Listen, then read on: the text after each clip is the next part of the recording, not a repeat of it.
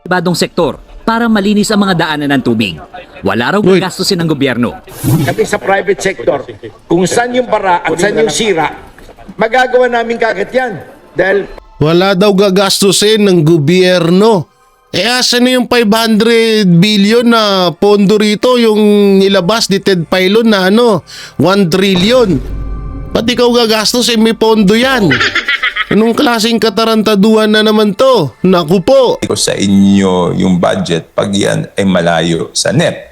So ibig sabihin, dahil doon sa sinabi niyang yon, ang talagang sinasabing mahiya kayo, yung Kongreso. Kaya nga, ako nang nag-standing ovation. So ibig sabihin, si talaga, si tawag dito, si Tambaluslos ang pinaparinggan ni Marcos Jr., ganun po ba? Napapanahong issue sa larangan ng politika, showbiz, tatalakayin, himayin, re-reaksyonan ng J. Guevara TV.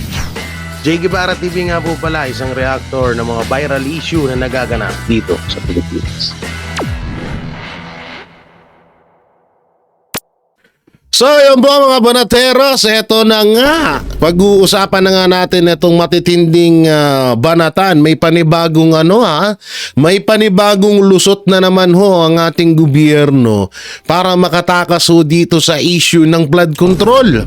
At eto nga may magbo-volunteer na para masolusyonan na ang baha sa Pilipinas. At paalala lang po may 3 bagyo na parating sa bansang Pilipinas. Ang kaso, eto ba si Ramon Ang ay binabastos niya si Marcos Jr.? Ano po ba ito, Ano po ba itong kakahinatnan nitong pagpresenta ng anong tawag dito? CEO na ba? CEO or may-ari ng San Miguel Corporation na si Ramon Ang. Oo, maraming nagsasabi, lalo na sa social media platform, sa mga iba't ibang social media platform, na itong ginawa ni Ramon Ang ay pambabastos daw di umano kay Pangulong Marcos Jr. Aba. At etong si Toby Tiangco po na pinatotohanan na ang mga sinabi ni Marcos Jr. Si Martin Romualdez nga ang pinatatamaan. Aba, hindi natin alam kung ano po itong ano po ba itong sinasabi ni Toby Tiangco. At eto nga po, pati si Mayor Isko Moreno ay lumapit na or may panawagan kay Pangulong Bongbong Marcos. Shoutout nga pala sa mga pinklawan. Ako po ay naka-pink ngayon dahil syempre gunitain po natin ang araw ng mga pinklawan. Hindi yun, joke lang tinry ko lang naman kasi kadalasan itong pink na damit, napapanood ko to sa mga mga guwapings at ang mga lalaking nagsusuot ng pink na damit na kulay ay parang nakakagwapo lalo. Syempre, tayo ay lahi ng mga gwapo, kaya kailangan natin sabayan din sa agos yung mga uso ngayon ng mga sinusuot ng mga kalalakihan. At kung makakita ho kayo dyan ng mga puti-puti sa aking muka, gamot po yan, wag nyo na pong pansinin. Dahil po nagpasunog po tayo ng mga warts para lalong kuminis ang ating pest luck. Oo, kasi maraming mga basher na na todo, alam nyo na, inggit sa kagwapuhan natin. Kaya masyadong demanding na kesyo ganito daw mukha ko pero mas pangit pa sila sa akin. Kaya tayo ay todo pagwapo ngayon. Pero hindi naman tayo nasasaktan sa mga sinasabi nila. May point naman sila kaya tayo tayo ngayon. Magpupursigi para tayo ay gumwapo. Para tayo gumawa po. Kung syempre ganun talaga buhay-buhay, kailangan na ina-upgrade din ng ating ina-upgrade yung ating tawag dito, yung ating sarili. Para makapantay tayo sa mga mala James Reid John Lloyd, Dingdong Dantes, yan, mga ganyan mga mga Piolo Pascual, Alden Richard, kung may Alden Richard, may Jay Guevara. Di wow. Oo, kaya dahil nagagalit sa akin no. So eto na nga, panoorin ho natin itong una. Eto, dito muna tayo sa panawagan ni Mayor Isko. Alam ko napanood nyo na rin to. Pero gusto ko rin bigyan ng reaction nitong binigay na statement ni Mayor Isko Moreno. So ito po, panoorin po natin. Ang umano'y kapalpakan sa ilang flood control projects sa Maynila. Kasabay nito, nagboluntaryo namang tumulong ang negosyanteng si Ramon Ang sa paglutas ng matagal ng problema sa baha na anyay libre at walang gagastusin sa gobyerno. Si Jason Rubrico magbabalita. Dapat ipaalam kay Pangulong Ferdinand Marcos Jr. ang totoong sitwasyon patungkol sa mga flood control projects sa Metro Manila. Yan ang iginiit ni Manila City Mayor Isko Moreno Domagoso, lalo na't malinaw aniya na tinupad ni Marcos Jr. ang pangako nito noong nakaraang State of the Nation address na maglalaan ng pondo para sa flood control. Ani Isko, masakit para sa Pangulo na sa kabila ng naipadalang pondo mula sa General Appropriations Act, nananatiling malala ang baha sa Maynila at mga karatig lugar. If I will have a 5-minute time of the President, ikukwento ko sa kanya. Pati yung mga nakialam na congressman, ikukwento ko pa sa kanya. I think... Nako, patay ka dito, Chua. Chihuahua, patay ka dito, isusumbong ka ni Isko Moreno. Wait lang. Paano magagalit si Marcos Jr. kay Chihuahua? Isa din sa mga bataan niya yan.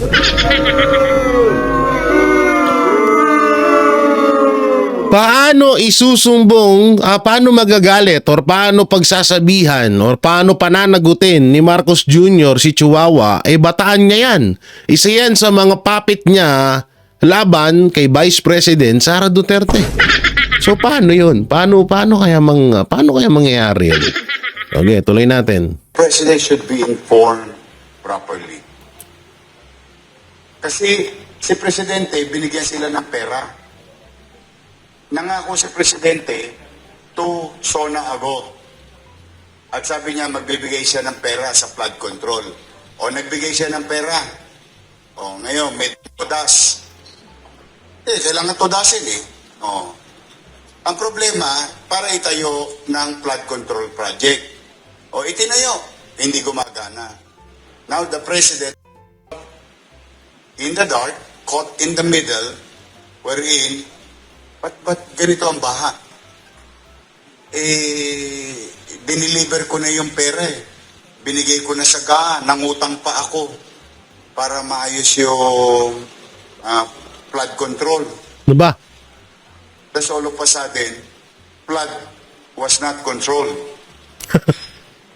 Flood is not controlled because the flood is Marcos administration is controlling. Wow. Jay, wag ka na mag-English. Hindi ako na mag-English. So, bigat ng binitawang salita ni Mayor Isko, ha? In his face. Kabilang sa mga proyektong inirereklamo ni Domagoso ay ang mapalyadong pumping station. Kabilang na ang sunog apog sa Tondo. Kinuwestiyon ng alkalde ang paglaan ng pondo ng taong bayan sa mga ito na ani ay hindi gumagana at ngayon ay muli pang palalaanan ng pera. From what I heard, they are about to infuse again 90 plus million. So our question as Manilans, when this will stop?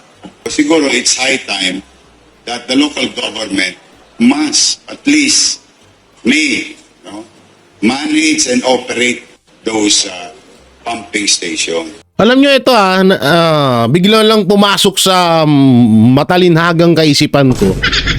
Matalinhagang kaisipan. Napaisip ako kasi ganito.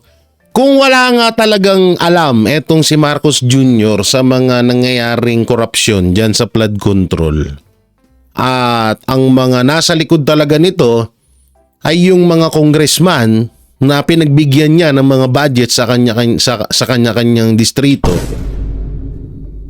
hindi kaya sinasadya ito ng Congress para masira si... Alam na natin sira. O sasabihin na natin, mas masira pa. Na sirain. Hindi kaya plano ito ng Congress na sirain si Marcos Jr.? Hindi kaya ganon? Napapaisip ako eh. Kasi isipin nyo maigi bakit? Kasi pwede talaga din mangyari yun eh. Halimbawa ganito, kagaya nga yung sinasabi ko, kung may playbook si Marcos laban sa mga Duterte, meron din dalawa, so tutusin nga, dalawa nga playbook ni Martin Romualdez. No? Ayon yan sa panaginip ko, ha? Panaginip na naman. Naisipin nyo maigi. Hindi kaya nasa playbook ni Martin Romualdez na talagang pabagsakin na etong si Marcos Jr. Kasi ito, ganito kasi mangyayari dyan eh. Pag na-impeach si Vice President Sara Duterte, ang papalit na Vice President si Martin Romualdez. 'Di ba? So kapag nakasampa na si Martin Romualdez bilang Vice President, may mga sabi-sabi at napanaginipan ko din yan na etong si BBM may impeach ni Martin Romualdez para siya na ang maging presidente at makuha niya na yung pinaka-inaasam-asam niyang pangarap na maging Prime Minister sa bansang Pilipinas. Hindi kaya sinasadya talaga ito ng Congress para lalong kamuhian ng taong bayan etong si Marcos Jr.? Hindi kaya ganun kasi isipin nyo maigi simula nung administrasyong Marcos, talagang naglipa na ang mga korap ng mga politiko kasi 6 years silang gineta ng mga Duterte. 6 years silang hindi nakapangurap nung panahon ni Pangulong Duterte. Kaya ngayon sila bumabawi. At meron pang isa ha. Dalawa ho yan. Hindi rin kaya na baka magkasabwat din ng Congress at ang Office of the President. Ako'y nagtatanong lang ha. Tanong lang ho yun. Kasi kung ikaw presidente, tapos matagal mo na palang alam na may gumagawang katarantaduhan dyan sa flood control, bakit ngayon ka lang nagsalita? Bakit hindi mo agad inaksyonan? Itinaon mo pa nung sona mo. Doon nagtataka ang lahat. So tuloy natin to. Kasi kung hindi, the way I look at it, ginagahasa na nila yung yung style ng pumping station from one pumping station to another. I mean, we're burning money on unnecessary things. Sa gitna ng issue, isang pribadong kumpanya ang nag-alok na tumulong sa pagsasaayos ng flood control systems sa Metro Manila. Para masolusyonan ang matagal ng problema sa pagbaha dito sa Metro Manila, voluntaryong magbibigay ng tulong ang negosyanteng si Ramon Ang. Aniya, libre at walang gagastusin ang pamahalaan. Nagbo-volunteer ako ngayon. Ako nang tutulong sa buong Metro Manila mag-solve ng baha. At no cost to the people, at no cost to the government. Kahit yung eskwela, gusto mo, bibili na ako ng lupa, kapalit nun. Tatayuan ko ng kapalit na eskwela. At yung housing, bibili na rin ako lupa para tayuan ng pabahay yung mga tao doon. Para lang alisin natin yung mga pabahay at eskwela sa ibabaw ng ilog. Kaya, pag may problema, huwag tayo magtuturuan, di ba? Hanapin natin yung problema, imbestigahan natin. Yan, no. So yung binitawan na salita ni Ramon Ang, binabanatan ng mga pulangaw. ng mga pulangaw vlogger. So sino-sino po ba yung mga pulangaw vlogger? Yun po yung mga dugyot vlogger. Sino po ba yung mga dugyot vlogger? Yun po yung mga tanso dugyot Thai vlogger. Ang dami nyo ng pangalan, nakakadiri kayo. So yun nga binabanatan ngayon nila si Ramon Ang at yung iba pang supporters ng mga pulangaw. So doon, wala naman tayo masyadong pakialam doon sa kanila. Ngayon, nireaksyonan ko lang, tama ba yung sinabi ni Ramon Ang? At ito ba ay patama kay Pangulong Bongbong Marcos. So ito ba'y pangbabastos kay Pangulong Bongbong Marcos? Kasi isipin nyo parang lumalabas kasi dito, parang hindi kayang solusyonan ni Marcos Jr. yung baha, samantalang isang bilyonaryo lang pala ang makakasolusyon. At kung sakali man talaga na masolusyonan ito ni Ramon Ang yung baha dito sa Metro Manila, mas okay pa si Ramon Ang na lang maging presidente. Kaysa kay Marcos, Marcos Jr., bumaba ka niya, palitan na ni Ramon Ang. Papalitan nga na ni Ramon Ang. Tignan mo, isang negosyante lang pala ang makakapagligtas ng baha sa Metro Manila. 'Di ba? So ganun kalupit. So, sa tingin ko naman, hindi naman pangbabastos. Depende na lang kung anong intriga ng mga hinayupak ng mga loyalista. Kasi may pagkatulonggis yung mga yan, so hindi makakaintindihan. Ang alam lang nila ABCD, tsaka 1+1. So yan lang alam nila dyan eh. So eto, wala akong problema dito. Goods na goods po ito. Wala akong problema dito, pero may isa po akong katanungan eh. Parang iniligtas kasi ni Ramon Ang yung kapalpakan na ginawa or ginawa ng gobyerno. Ang pinakamasakit pa ho dito, asa na po yung budget sa flood control? Ayun yung tanong dyan.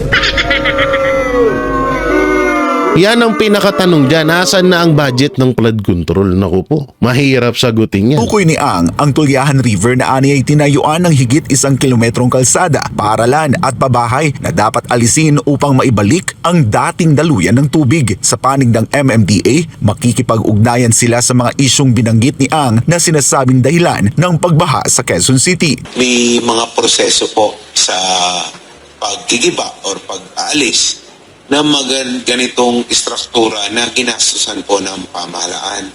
So, siguro po, i-discuss po namin yan sa mga agencies concerned, pati po sa COA kung paano po ang pwedeng gawin. Anyway, nag-commit naman po si Mr. Ang na magpapagawa po siya ng kapalit na eskwelahan para po kung kahit given po yung eskwelahan na yon at buksan yung ilog, ay mapapalitan naman po. Bukas ang MMDA sa alok na tulong ni Ang kung saan unahin nilang linisin ang mga river systems sa Metro Manila, lalo na ang mga malalapit sa lugar na laging binabaha tuwing tag-ulan. Mismo local government at mga alkalde ang tutukoy kung saan nagbabaha o nagbabara at agad silang kikilos upang ayusin ito.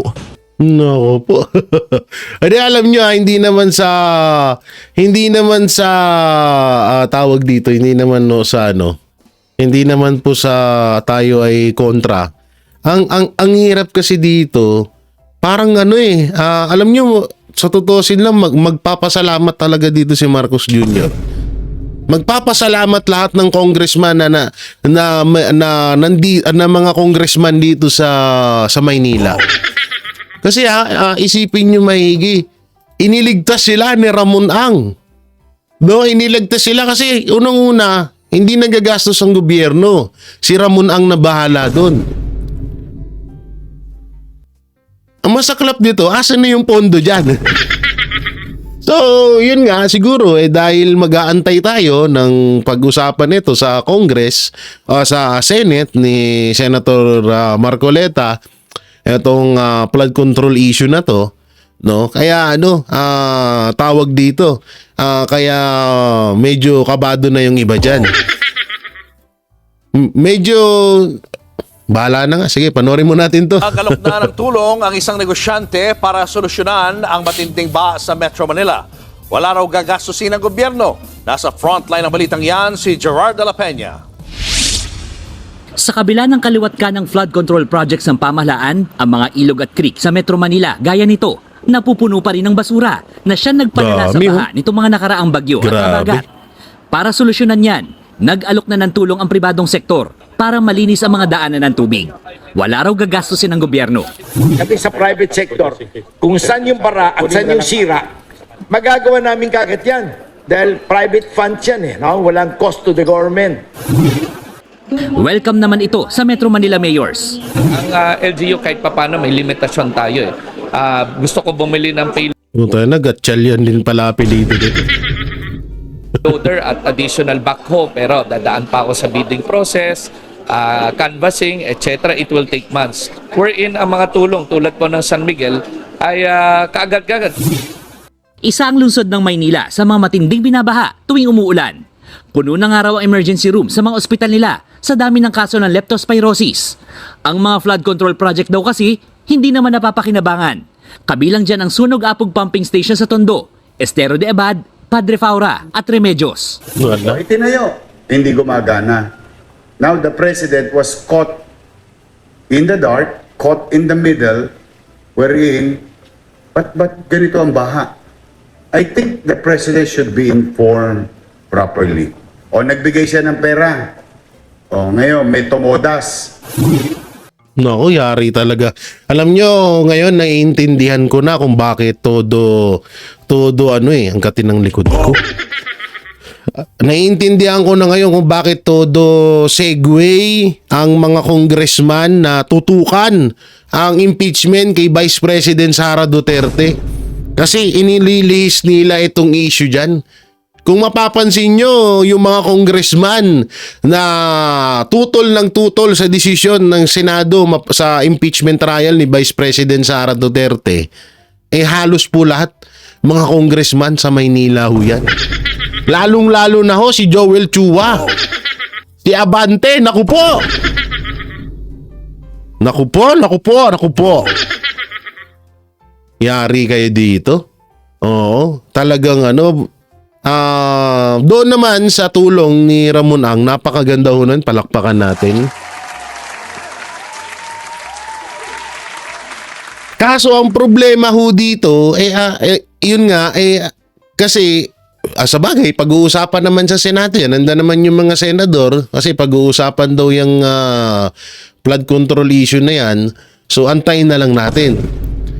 Ang masaklap kasi dito, ang flood control po ang pinakamalaking budget sa Pilipinas na proyekto, pero wala tayong nakikita. Baka mamaya kasi dito, ang mangyari, yung hindi lang kaalyado ng administrasyon, yung pag-initan. Katulad lang yan, yung inilabas ka na kamakailan lang sa mga mainstream media, yung kay Senator Chis Escudero, tsaka kay Villanueva, alalahanin natin hindi ang kaalyado ng Administrasyon Marcos. At sa totoo nga lang, maraming hindi na nagugustuhan ng desisyon ni Chis Escudero sa impeachment. Kaya baka mamaya dyan nila ibuhos yung issue na yan, no? Baka sila ang mga ituro dyan. Nako po. Wala pang komento rito ang DPWH na siyang namamahala sa mga proyekto. Pero nauna nang sinabi ni Pangulong Bongbong Marcos na hawak na niya ang listahan ng mga posibleng sangkot sa katiwalian sa mga flood control projects ng gobyerno. Sinisiyasat na yan. Nagbabalita mula sa front. Eto naman tayo, dito tayo. Ito rin. Karugtong din po ito ng mga ng mga project. Ito.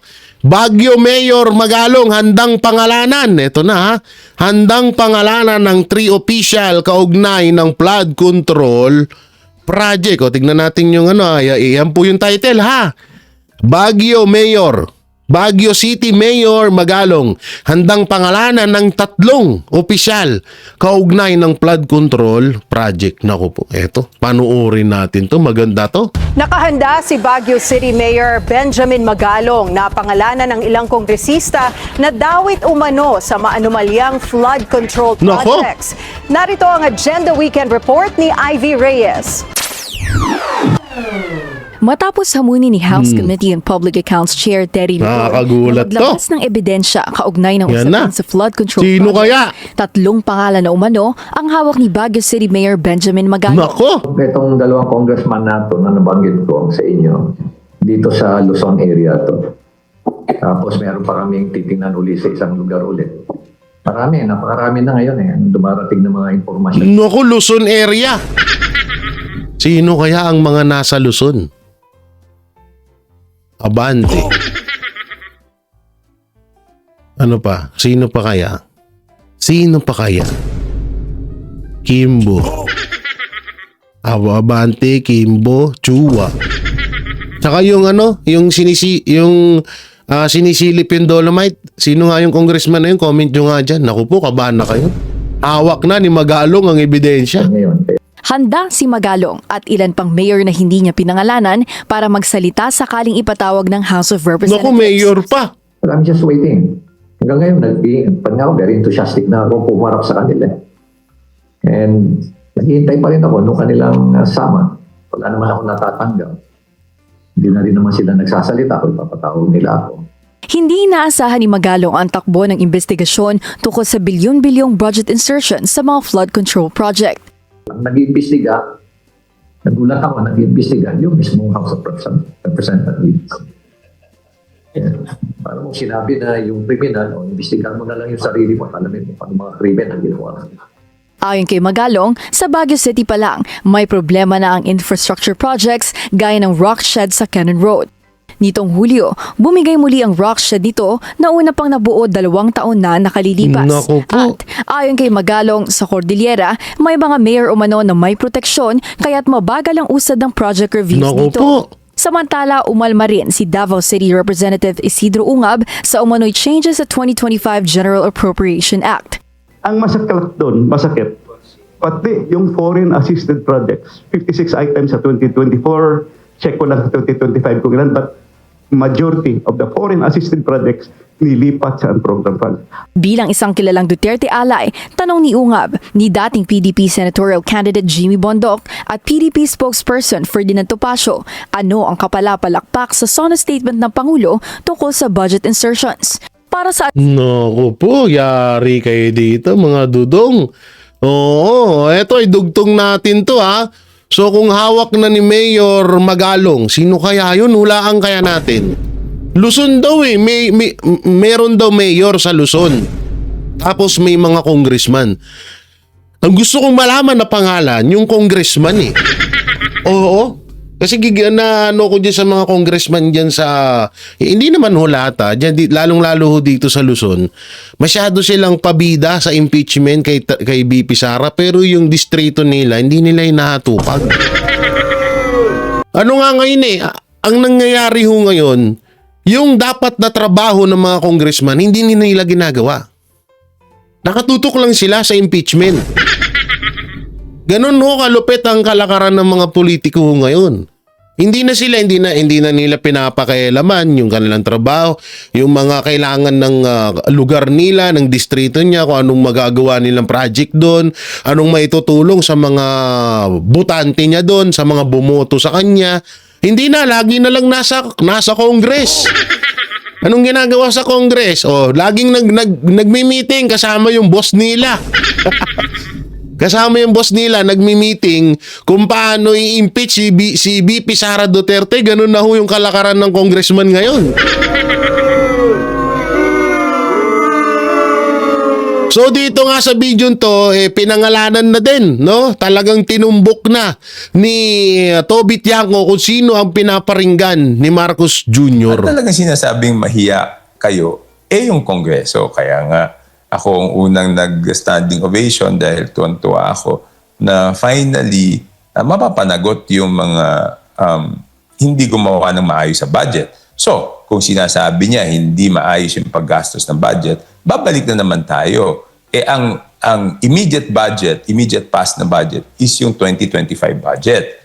So, yun ang busisiin natin kasi kung may kalokohan, malamang yun ang mga tinutukoy niya o baka may mas luma pang budget. Pero unahin na natin yung recent past, yung mismong nakaraan na budget. Kaya nga, ilabas na nila yung mga amyenda na ginawa nila doon sa small committee.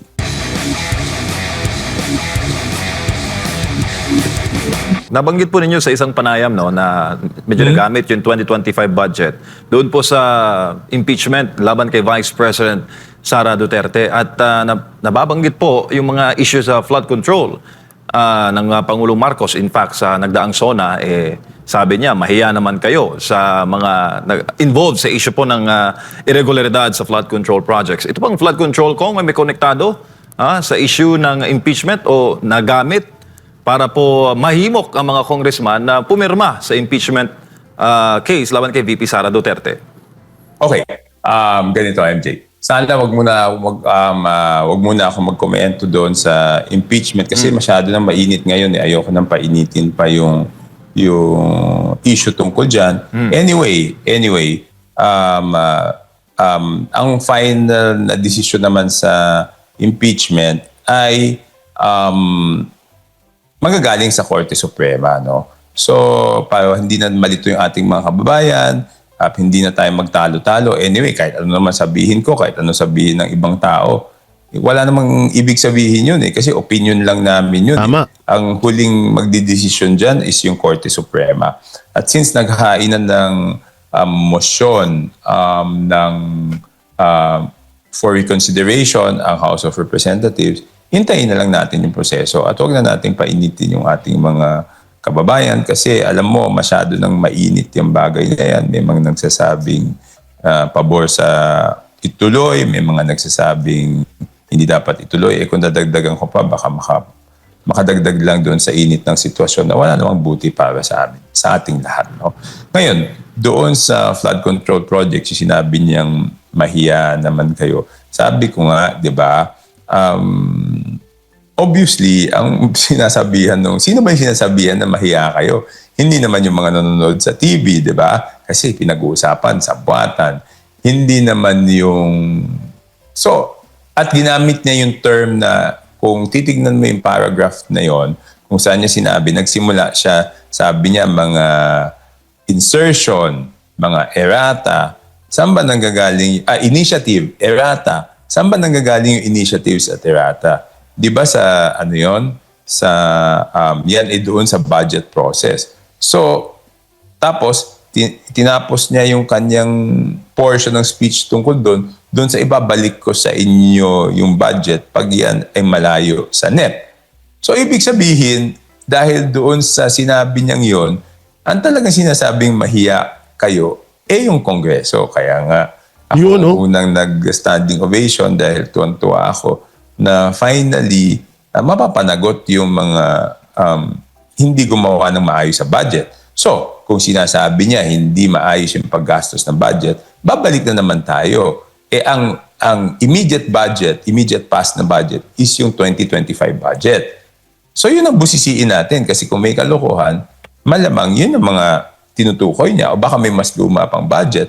Pero unahin na natin yung recent past, yung mismong nakaraan na budget. Kaya nga, ilabas na nila yung mga amyenda na ginawa nila doon sa small committee. Opo, may mga komento po ang ating live viewers, Kong. Isa rin po ba daw sa tututukan ninyo ngayong 2026 budget deliberations is yung issue nga sa flood control? Dahil sinabi po ni Senator Win Gatchalian na talagang priority ng Senate na mas mataasin po ang budget sa edukasyon kaysa po sa public works sa susunod na pambansang pondo. Of course, tututukan natin yung mga lahat ng budget, no? Flood control, tututukan natin, lahat po ng budget. Pero kasi ang budgeting is a balancing act, pinagbabala-balancing mo. Di ba parang ano yan? Parang gastusin sa bagay, yung hindi magkasya yung pera na gagastusin ng isang pamilya sa isang bahay. So ang tanong dyan, uunahin mo bang tapalan yung bubong o ang pera gagamitin mo pang gastos sa eskwela ng iyong mga anak or pagkain, budget sa pagkain. Pero ang tanong ko dito, ba't ayaw kaya simulan ni Toby Tiangco? Kasi hindi ko lang alam kung pwede pero siguro kayang-kaya niya naman magbukas ng isang hearing sa Kamara. Pero ayun pala nga papaimbestigahan ni Marcos. Pero maganda kasi talaga magkaroon din ng hearing sa Congress mapatungkol dito sa mga budget na to. Tapos ang tatayo doon eto si Toby, yan yung mga Duterte congressman, no? So hindi ko lang alam kung pwede yun, pero maganda sana yun, no? Tapos meron din sa Senate. Kasi kapag talagang mabibisto nyo dyan kung sino talaga yung mga magna Oo, yung mga magna sa kaban ng bayan eh.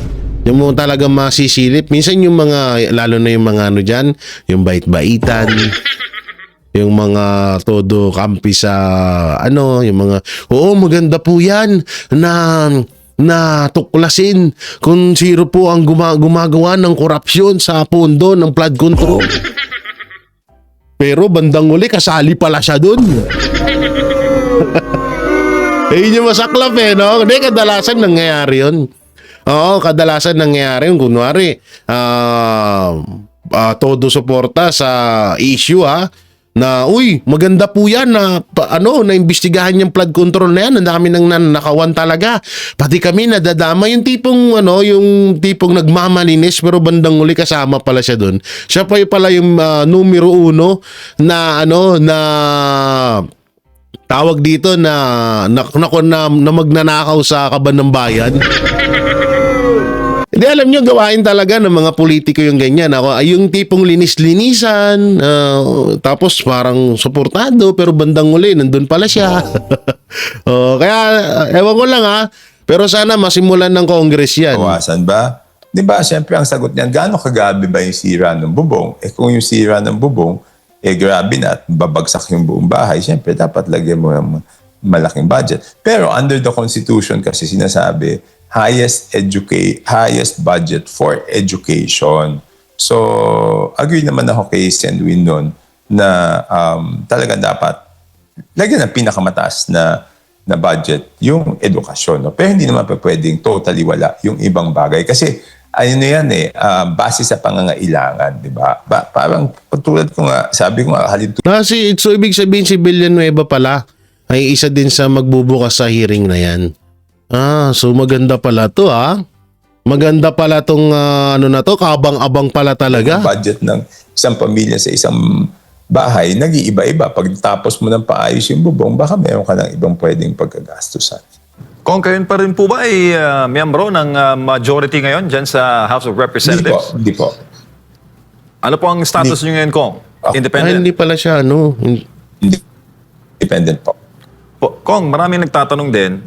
Yes. Sa dinami-dami po ng mga kongresista na tumahimik, mga dating kakampi na, alam mo yun, natahimik ng magkaroon ng maraming issue ng 19 Congress, bakit raw po kayo tumitindig ngayon, Kong? At palang sinasalo ninyo, yung ibang agos kaysa sa agos na tinatahak ng mga kasama po ninyo sa House of Representatives? Yeah, magandang tanong yan. Because it is the right thing to do, di ba? Okay, nagkaroon ng botohan ng speaker, di ba? Pagpasok natin sa 20th Congress. So sabi ko, hindi ko na maiboboto si speaker dahil nga doon sa nangyari doon sa 2025 budget. At yun na nga, kaya nga sinasabi ko, para maging accountable, dapat kausapin ni Speaker, si Chairman, yung dating Chairman ng Committee on Appropriations, na si ko, at ilabas kung ano yung mga amenda, insertions na ginawa nila doon sa small committee. Tama lang yun. Noong 2025 budget.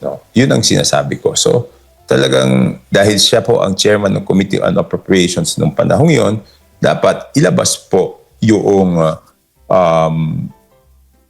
amenda ng small committee dahil yan po ang pinakamalaking issue noong nakaraang Kongreso. Sir, sakaling huli na lang po. Pera po ng taong bayan yan. So we have to make full accounting of it. Tama. Binawas namin to dito at linagay dito. Bakit? Sila lang nakakaalam nun. Hanggang ngayon, wala tayong nakikita records kung bakit nila ginawa yon at paano nila ginawa yun. Kung huli na lang po sa aking part, bago si Partner Admar, kung wala pong sagot si Congressman, yung inyo pong hinahanapan ng sagot, si Zaldico, ano pong susunod po niyong hakbang? Ibig sabihin, naglulukuhan lang kami na gusto, di ba, ang nangyari pagkatapos sabihin ng presidente na mahiya kayo. Gusto namin mag-imbestiga, di ba? May isa na ngang committee na nagpa-briefing at sabi, iimbestigahan. Di ba siyempre yung pag-imbestiga ay magsisimula dapat doon sa pinanggalingan ng pondo. Kasi assuming may SOP, ano mang ginamit na term, may kickback, kung wala naman perang linaan doon, di walang SOP, walang kickback, di ba?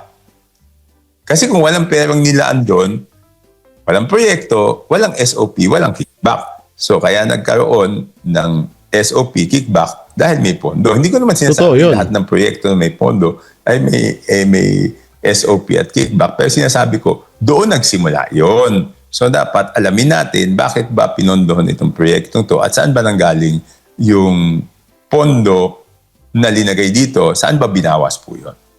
Ba't hanggang ngayon kaya tahimik si Saldico, no? Napapaisip lang ako eh. Sabi ko, putana nung nakaraan, ang daldal nito ah. Tapos ngayon tahimik mo na.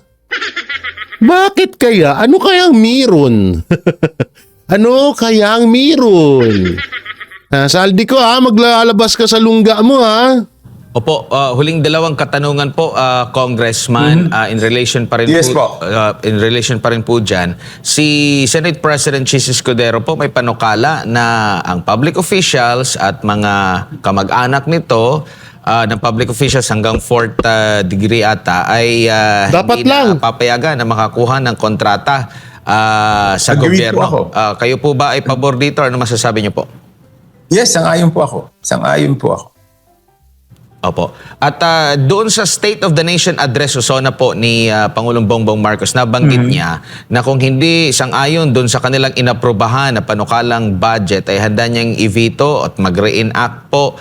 Sa tingin niyo po, kakayanin niya itong magawa considering pinsan din niya yung speaker at Yes. alam naman natin.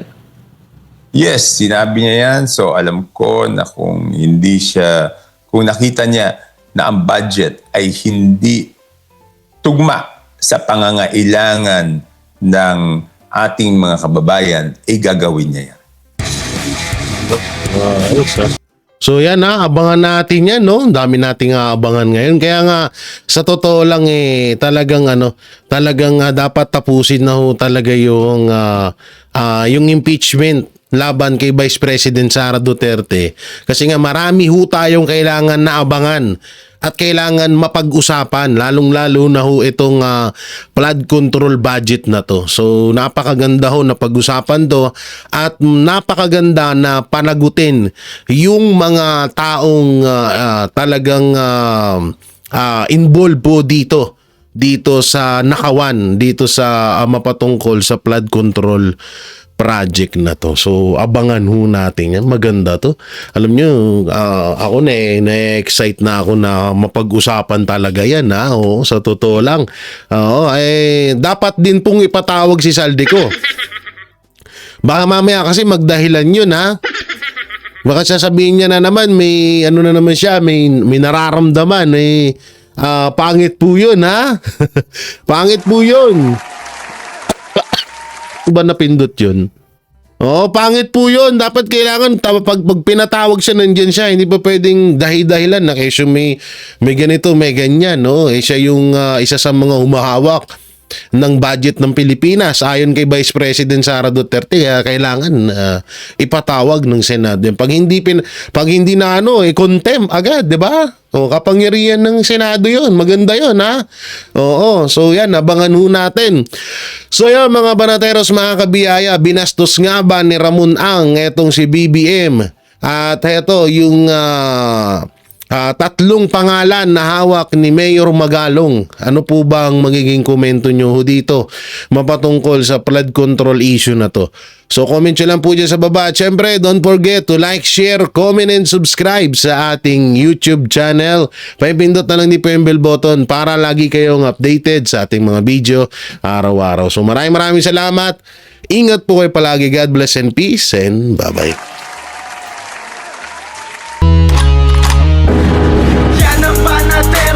Walang inuurungan. Pag tama palakpakan, pag mali ay babanatan.